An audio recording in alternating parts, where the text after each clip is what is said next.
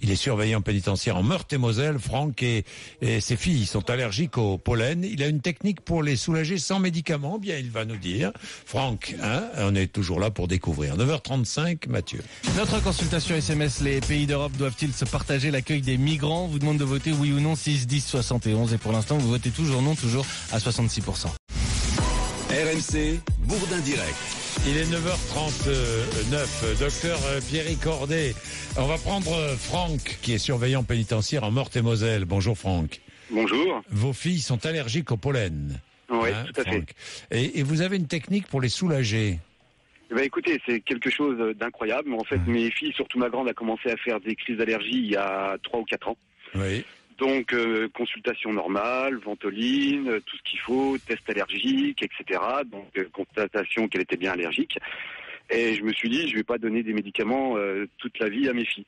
Et j'ai regardé sur Internet, j'ai cherché, et j'ai trouvé, en fait, ce qui s'appelle la méthode Guéret. Et la méthode Guéret, c'est l'histoire d'un homme qui était ingénieur, qui a perdu son fils d'une grave crise d'asthme il y a près une vingtaine d'années, même 30 je crois. Et il a laissé tomber tous ces trucs d'ingénierie. Il a refait des études de médecine, mais pas pour passer un diplôme, pour apprendre un peu le mécanisme du corps.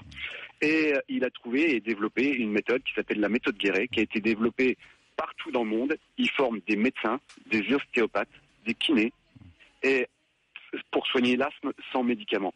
Donc on peut dire, on me l'a raconté, là on me l'a pas raconté, j'ai emmené ma fille donc chez un ostéopathe de Lunéville, à côté de chez moi, à Nancy. Et donc il l'a manipulée au niveau de la deuxième cervicale, je crois, si je me souviens bien. Donc je lui ai demandé, après l'avoir manipulée, est-ce que je dois continuer les médicaments, parce qu'elle faisait des crises où elle toussait toute la nuit, quoi. Et donc le soir même, il m'a dit d'arrêter les médicaments.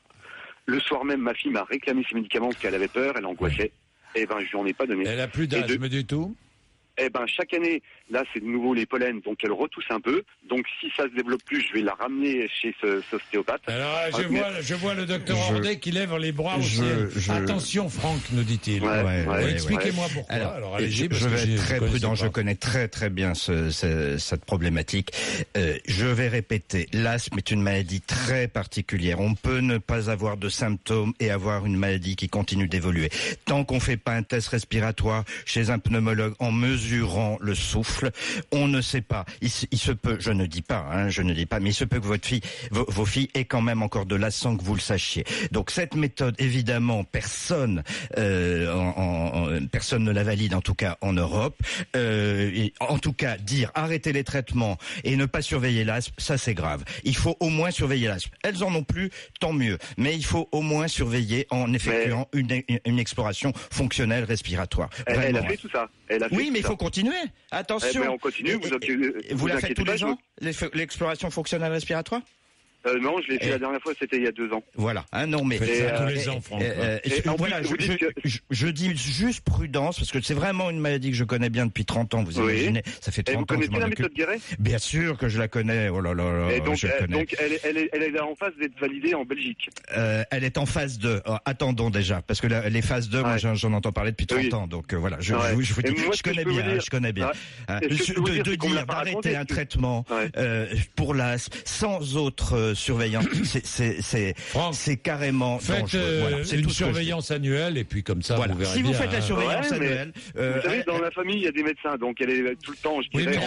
Alors là, les médecins dans la famille, je vais bien placer pour vous dire, c'est pas le meilleur critère. Il ne faut croire personne. Faites une surveillance. Faites votre surveillance, voilà, c'est tout. C'est le conseil, vraiment. Ce qui est dingue, c'est que là, c'est pas quelque chose qu'on m'a raconté, c'est quelque chose qu'on a mis en application. Oh, mais si vous saviez le nombre de méthodes en application, le nombre de méthodes dangereuses qui existent dans le monde entier, mais vous ne pouvez pas imaginer. Donc c'est juste... Ce que je comprends pas, c'est votre réaction, étant donné que ce monsieur, donc monsieur Guéret, forme des médecins.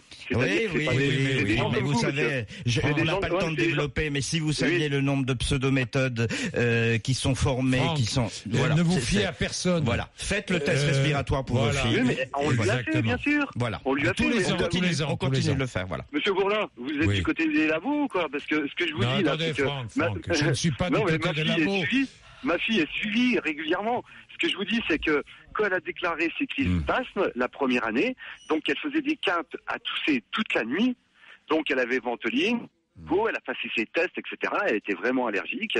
Donc, diagnostiquée Oui, allergique. mais les allergies, ça peut se mettre en veilleuse quelques années, rebondir. L'asthme, pareil. Non, mais je le souhaite. Moi, je suis n'y connais rien. Je le souhaite Donc, pour voilà, vous. allez voir le site de. Je de le connais par cœur. Ne vous inquiétez pas, je connais par cœur. Vous voulez que je vous dise Là, je parle pas pour le docteur Ordet, pour ou contre les labos. Je suis absolument pas. Alors, je peux vous dire tout de suite. Moi, je ne me fie à personne.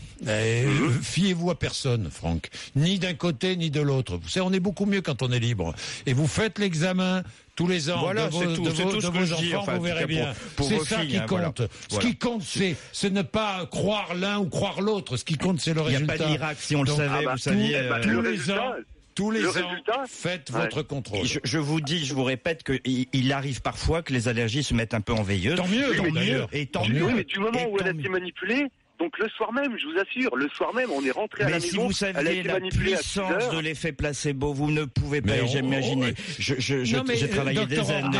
Mais l'effet placebo, il est important dans les médicaments. Franck le verra de lui-même en faisant faire un examen chaque année. Quelle est l'évolution ou pas, évidemment. Après le reste.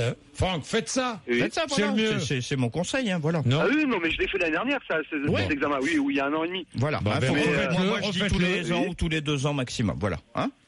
Voilà, mais refaites-le, je crois que c'est le mieux. Voilà, ne croyez pas qu'on c'est pour vous, moi je vous fais part de mon expérience de 30 ans. Bon. Oui, merci. tout à fait. Merci, pas méchant, merci Franck, merci. Merci. Jean est allergique, artisan dans la Loire. Bonjour Jean. Oui, bonjour Jean-Jacques. Oui. Bonjour docteur. Bonjour. Oui. Moi ça fait je sais pas, j'ai 52 ans, il me semble que ça fait 52 ans que je suis allergique. Oui. Et avec l'âge, je constate que j'ai de moins en moins d'allergies. Bon, ça c'est avec l'âge. C'est ce qu'on disait tout à l'heure. Voilà, tout est possible. On peut avoir des améliorations comme des aggravations. J'ai deux allergies. Je suis allergique aux graminées et allergique au lilas. Voilà, donc j'ai fait une désensibilisation il y a très longtemps. Voilà, ça a dû vous améliorer, bien sûr. Et si vous voulez, je me souviens jour pour jour, le jour où j'ai pris mon allergie, c'était l'horreur. C'était les yeux, on aurait dit que j'avais à peu près 2 brouettes de sable dans chaque yeux. Oui, c'est ce que vivent beaucoup d'allergiques au pollen actuellement. Oui, voilà. Tout à fait. Alors par contre, je n'ai jamais eu d'asthme. Je pense que la désensibilisation à éviter, puisque la désensibilisation, elle est prescrite pour améliorer les symptômes et éviter l'aggravation vers l'asthme. Donc ça peut être un effet très probable de la désensibilisation. D'accord. Parce que les cortisones, etc. J'ai eu beaucoup de choses. N'exagérons pas avec ça. C'est dangereux la cortisone. C'est dangereux, docteur. Oui, mais il arrive parfois. Un étudiant qui est allergique au pollen qui passe son bac le lendemain, s'il a quelques petits comprimés de cortisone pendant 3 jours, ça l'aide beaucoup, mais ça doit rester ponctuel, quelques jours. Tout à fait, mais je me souviens, il y a très longtemps... Quand on se marie au mois de juin, ça fait du bien d'avoir quelques comprimés, s'il faut, bien sûr. Tout à fait, mais il y a très longtemps, il y avait que ça qui soulageait pratiquement. Bien sûr. Bien, merci Jean.